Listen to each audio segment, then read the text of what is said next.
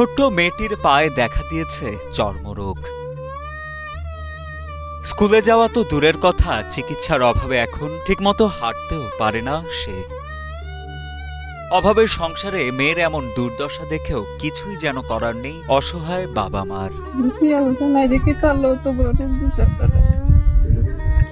মেয়েরা ঠিক গেলে অনেক কান্নাকাটি করে, ঠিঙ্গি বিষ ব্যথা থাকে, ঠিঙ্গি এবার হাল পারে না, একটু বস্তা পায়খানা করতে পারে না, পাওয়া কার্য করতে পারে না, ওষুধ দিলে ভালো পায়, না দিলে পানি দিতে হয়। নেত্রকোনা পূর্বধলা উপজেলার খালিশহরের বন্ধের পাড়ার বাসিন্দা নিজামুদ্দিনের একমাত্র মেয়ে মোসাম্মদ মিম আক্তার মাসখানেক আগে চর্মরোগে আক্রান্ত হয়ে পড়ে তৃতীয় শ্রেণীতে পড়ুয়া ছোট্ট শিশুটি। কিন্তু অর্থাভাবে মেয়ের ন্যূনতম চিকিৎসাটুকুও করাতে পারছেন না দিনমজুর বাবা নিজামুদ্দিন। চিকিৎসার অভাবে এখন চার দেয়ালের ঘরেই মানবেতর দিন কাটছে ছোট্ট মিমের। 5 বছর ধরে চিকিৎসা করতেছি, গরিবের সংসার, বিভিন্ন জায়গা গেছি। এখন বর্তমানে মহেশিং এসে প্রধান আছেন, উনির কাছে 2 বছর ধরে চিকিৎসা করতেছি। মেয়েটার চিকিৎসা করতে গিয়ে আমি খুব সমস্যায় আছি।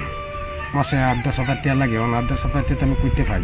গ্রামবাসী জানান, অর্থের অভাবে একমাত্র মেয়েটির চিকিৎসা করাতে পারছে না তার বাবা মা। এমত অবস্থায় সমাজের বৃত্তবান ও সংশ্লিষ্ট কর্তৃপক্ষকে এগিয়ে আসার আহ্বান জানান তারা।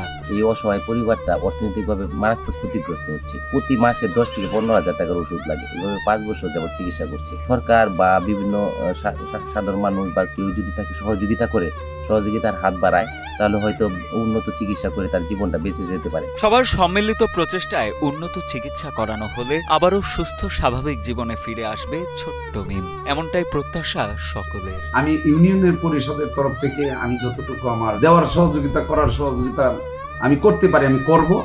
আর দেশবাসী সকলের কাছে জানাই যে এই বিরল রোগটার জন্য সকলেই সচেতন হন এবং সকলের প্রতি এগিয়ে আসুন।